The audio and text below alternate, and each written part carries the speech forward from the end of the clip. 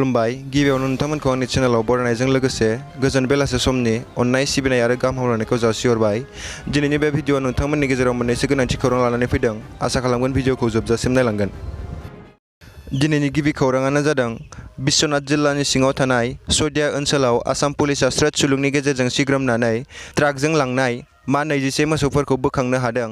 लोगोसे बे जाथायाव लोब्बा थानाय सानै दायनिगिरिफोरखौबो आसाम पुलिसआ हमनो हादों।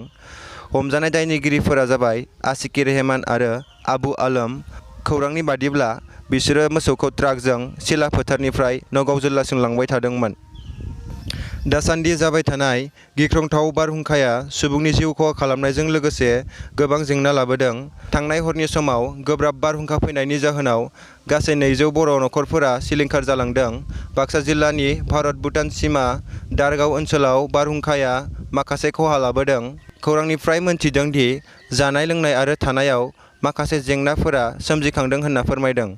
लोगोसे ओनसोलनि मानसिफोरा आसाम सरकार आरो बिटिसि सरकारफोरनिफ्राय थाबैनो सिलिंखार जानाय नखरफोरखौ मोजां बेबस्था लानो थाखाय खौरांनि गेजेरजों खावलायहरदों। बर' समाजाव हिन्जाव खारनाय, हौवा खारनाय बेफोरबायदिनो माखासे थासारिफोरा सोलिगासिनो दङ।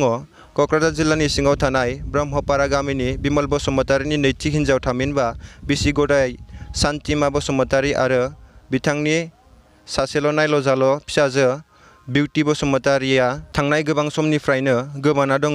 बेनिखायनो बबेयावब्लाफोर नुयोब्ला 7638024846 नाम्बाराव कल खालामनो थाखाय खावलायदों नखरनि मानसिफोरा।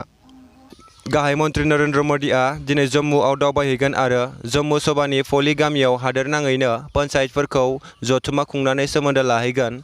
मुंख'जाथाव दि गाहाय नरेन्द्र मदिआ जाय जायगानिफ्राय जथुमा खुंनानै पन्चायतफोरजों सोमोन्दो लाहैगोन बे जायगानिफ्राय 12 किल'मिटार गोजानाव बमा बेरफ्रुदों। आथिखालाव जाय जायगायाव बमा बेरफ्रुदों बे जायगाखौ पुलिसफोरा नायबिजिरगासिनो दं होनना मोनथि मोन्दों। दिनैनि भिडिअ'आ एसेनोसै। लोगो मोनबावगोन गाबोननि गुबुन मोनसे गोनांथि खौरांजों।